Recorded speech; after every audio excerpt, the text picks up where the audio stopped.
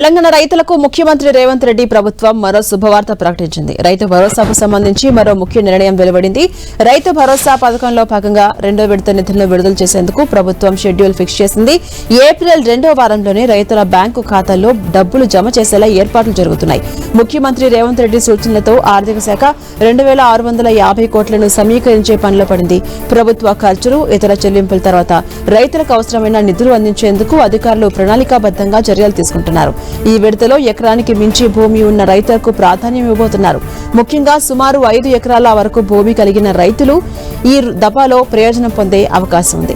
మొదటి విడతలో ఇప్పటికే 70 లక్షల మంది రైతులకు 3590 కోట్లను మార్చి 22న జమ చేశారు. దీంతో వ్యవసాయ పనులకు కొంత ఆర్థిక ఊరట లభించింది. మిగతా రైతులకు మూడో విడతలో నిధులు అందించేందుకు ప్రభుత్వం ప్రణాళికను సిద్ధం చేసింది. ఈ నెల చివరి నాటికి మొత్తం చెల్లింపులు పూర్తి చేసేలా లక్ష్యంతో ముందుకు సాగుతోంది సర్కార్.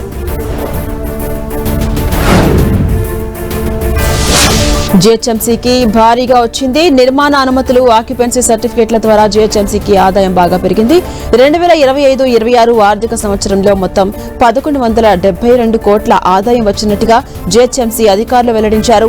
మొత్తం 2427 ఆక్యుపెన్సీ సర్టిఫికెట్లు జారీ చేసినట్టుగా పేర్కొన్నారు. కేవలం 2025 మార్చిలోనే 15536 నిర్మాణాలకు జీహెచ్ఎంసీ అనుమతులు మంజూరు చేసింది. మరోవైపు 2024-25 ఆర్థిక సంవత్సరంలో జీహెచ్ఎంసీకి 1138.44 కోట్ల ఆదాయం వచ్చింది. గత ఏడాదితో పోలిస్తే ఈసారి 34.36 కోట్ల మేర ఆదాయం పెరిగింది.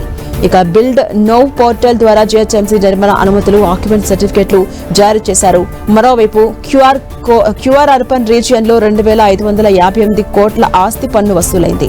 జీహెచ్ఎంసీలో 995.82 కోట్లు, సైబరాబాద్ మున్సిపల్ కార్పొరేషన్లో 1000 కోట్లు, మల్కాజిగిరి మున్సిపల్ కార్పొరేషన్లో 562.62 కోట్ల మేర వసూలైంది.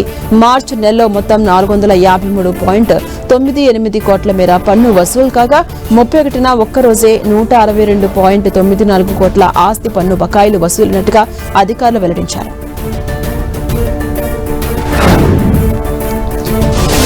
సూక్ష్మ సేద్యంలో దేశంలోనే ఆంధ్రప్రదేశ్ అగ్రస్థానంలో నిలిచింది. ఆంధ్రప్రదేశ్ మైక్రో ఇరిగేషన్ ప్రాజెక్ట్స్ అమల్లో దేశంలో మొదటి స్థానంలో నిలవడం పట్ల ముఖ్యమంత్రి నారా చంద్రబాబు నాయుడు హర్షం వ్యక్తం చేశారు.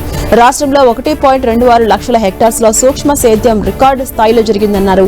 నిర్దేశించుకున్న లక్ష్యాలను అధిగమించినందుకు ఈ సందర్భంగా ఉన్నతాధికారులను సీఎం చంద్రబాబు అభినందించారు. ప్రతి నీటి బొట్టును సద్వినియోగం చేసుకోవడం ప్రభుత్వ సంకల్పమని తెలిపారు. దీని ద్వారా 1.08 లక్షల మంది రైతులకు ప్రయోజనం కలిగిందని ఆయన తెలిపారు. డ్రిప్, స్ప్రింకల్ పద్ధతుల ద్వారా నీటి పొదుపే కాకుండా ఖర్చు కూడా తగ్గుతుందని సీఎం చంద్రబాబు తెలిపారు. అంతేకాదు ఆధునిక సాగుతో పాటు అధిక దిగుబడి, లాభాలు కూడా సాధ్యమవుతాయని వివరించారు. టమాటా, ఆయిల్ ఫామ్, మిర్చి పంటలకు ప్రోత్సాహక ఉంటుందని తెలిపారు. ఈ సూక్ష్మ సేద్యం పప్పు ధాన్యాల వరకు విస్తరించిందని వివరించారు సీఎం. రైతులకు 1030 కోట్ల మేర సబ్సిడీ అందించినట్టుగా తెలిపారు.